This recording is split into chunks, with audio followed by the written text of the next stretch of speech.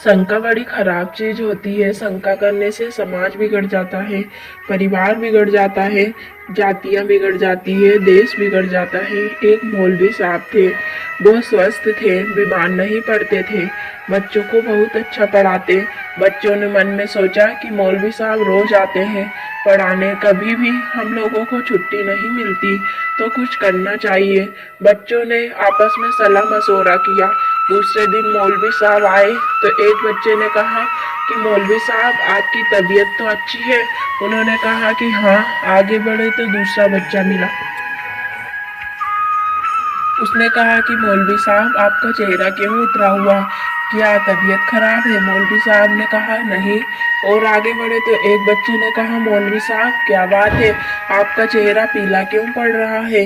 मौलवी साहब कुछ सोचते हुए आगे चले। फिर एक बच्चा मिला और कहा कि मौलवी साहब आज क्या क्या हो गया है, आपकी चाल धीमी हो गई है, आपके चेहरे पर उदासी दिख रही है, क्या कोई परेशानी है? मौलवी साहब को ये शंका हो गई कि उनको कोई बीमारी हो गई है। उन्होंने स्कूल छोड़ दिया और घर को चले गए। अपनी देवी से बोले कि जल्दी चारपाई बिछाओ, मेरी तबीयत बहुत खराब हो गई है। पत्नी घबरा गई कि अच्छे खासे गए थे, एकाएक कौन सी बीमारी लग गई है।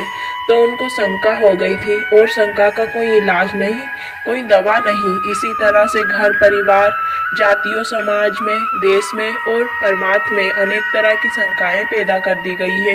इसलिए किसी को कुछ समझ में नहीं आ रहा है। जय श्री राधे श्याम।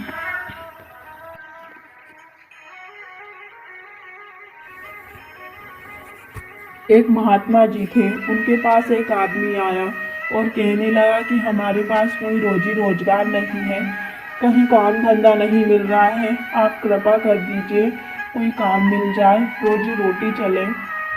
उन्होंने पूछा कि एक बात बताओ, जो हम कहेंगे वो करोगे? उसने कहा कि हाँ, लेकिन रोजी मिल जाए।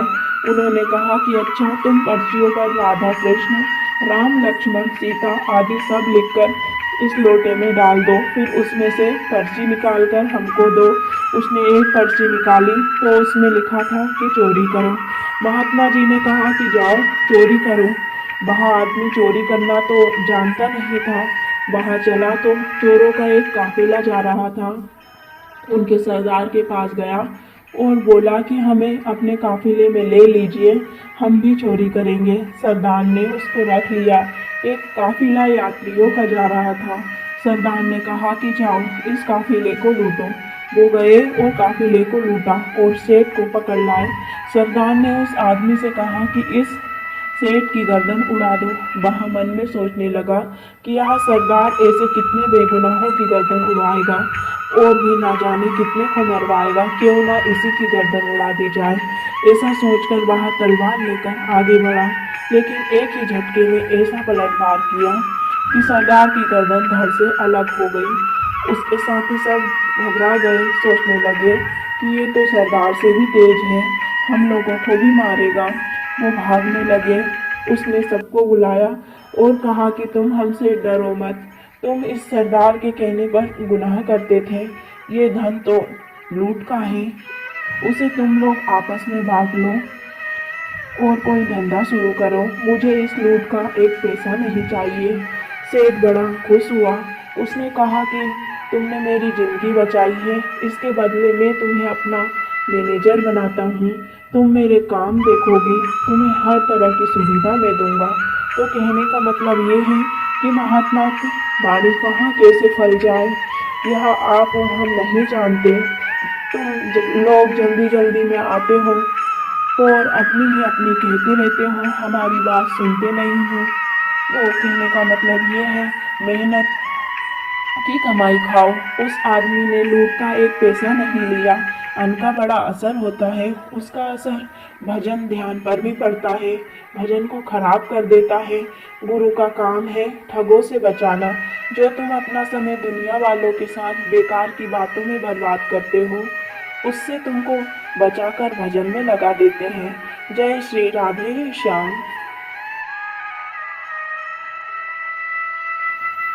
समय बड़ी तेजी से लड़खड़ा रहा है, कब किधर क्या हो जाए इसकी कोई कल्पना नहीं कर सकता। समय का यह उतार चढ़ाव किस बिंदु पर जाकर रुकेगा, यहाँ भी हमारी सोच से परे है। लेकिन इतिहास बताता है कि लड़खड़ाता समय जहाँ जाकर रुकता है, वहाँ एक तरफ विनाश का अंत होता है, दूसरी तरफ नई किरण फूटती है। नई किरण देखना है तो हमें व्यक्तिगत अपनी जिम्मेदारी को उठानी है।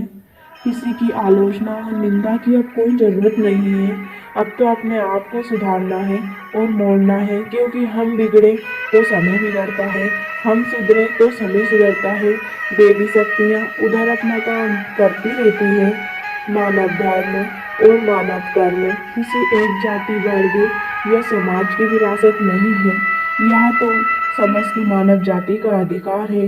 बुराई सबके लिए बुरी होती है और अच्छाई सबके लिए अच्छी है, और इसका कोई अपवाद नहीं है। खुदा है, भगवान है, अल्लाह है, रब है, ब्रह्मा है, पार ब्रह्म है, इसके परे सबका सृजनहार कुल मालिक है। वहाँ जीते जी इस मनुष्य शरीर में आत्मा को जगाकर पहुंचा जा सकता है, उसका दर्शन दीदार किया जा सकता है। जो आत्माएं, जो रूहें वहाँ पहुंची हैं, उन्होंने बताया है कि इस पृथ्वी पर संत के रूप में आए हैं, फकीर के रूप में आए हैं। आप भी आकर उनके संदेशों को, उनके पैगामों को सुने तो आपकी समझ में आएगा कि मनुष्य जीवन का उद्देश्य क्या है, मानव धर्म और मानव कर्म क्या है, रूहानी यानी आध्यात्मिक ज्ञान क्या है। जय श्री राधे श्याम।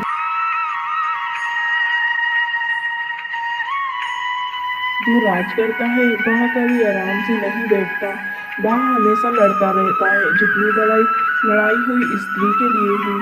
राजा किसी स्त्री को उठा ले गया तो जानबूझकर लड़ाई मोल ले ली। गंदगी तो सबके लिए बराबर होती है, शांत तो साधु रहता है।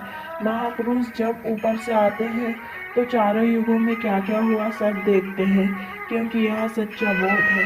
वो देखते हैं कि बड़े बड़े चक्रवर्ती राजा का अनुभव से नहीं बच सके। जिसने यहाँ जैसा किया है उसका फल उसको भोगना पड़ा।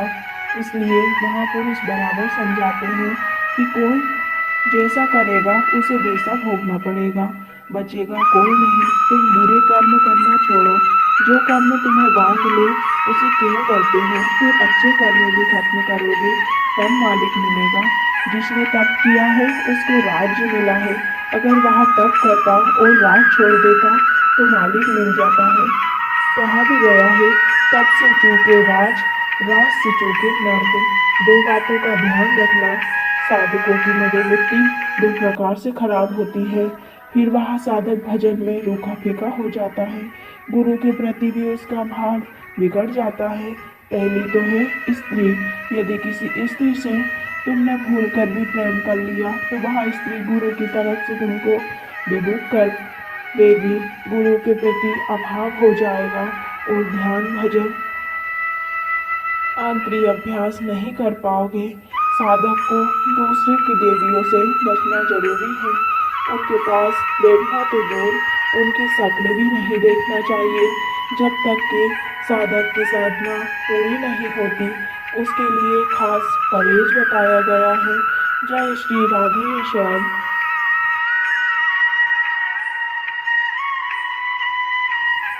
खुदा का हुक्म है, सब जीवों में मेरी रूहें हैं।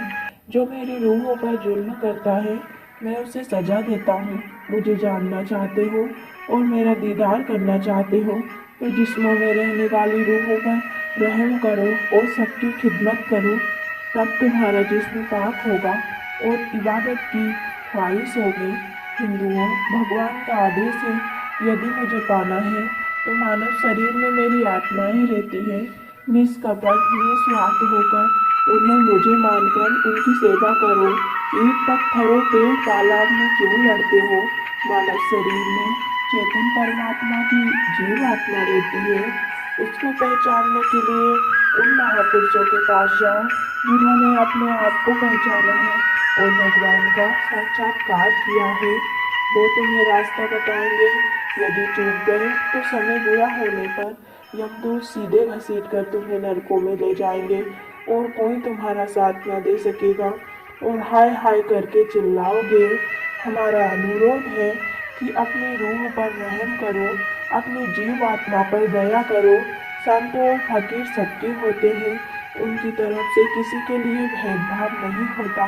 जैसे डॉक्टर सबके लिए होता है, कोई भी मरीज आ जाए सबकी दवा करता है।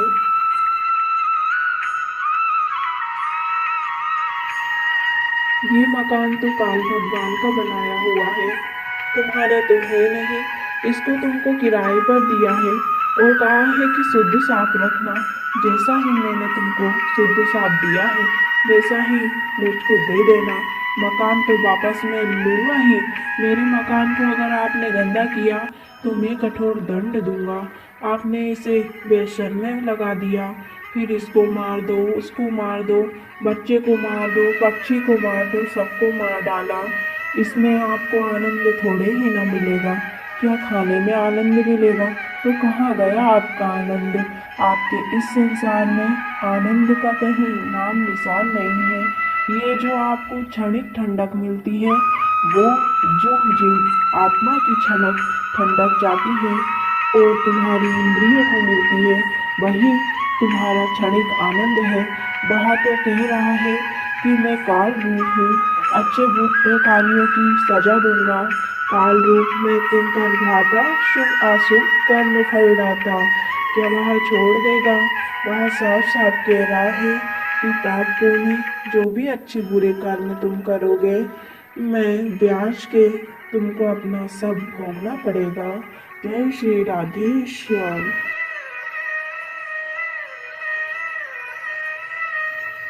सब लोगों की यही चाह रहती है कि आनंद मिले, इसलिए लोग धन दौलत जमा करते हैं, महल कोठियाँ बनवाते हैं, परिवार बसाते हैं, फिर भी आनंद नहीं मिलता। इसलिए लोगों को यह सोचना चाहिए था और इसकी जानकारी करनी चाहिए थी कि आनंद कहाँ मिलेगा। संसार की इच्छा बुझती नहीं, जितना ही उसको पाने की कोशिश करो उतनी ही बढ़ती है।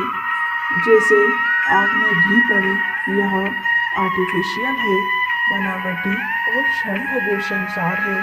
यह सूरज निकलेगा, डूबेगा, दिन होगा, रात होगी।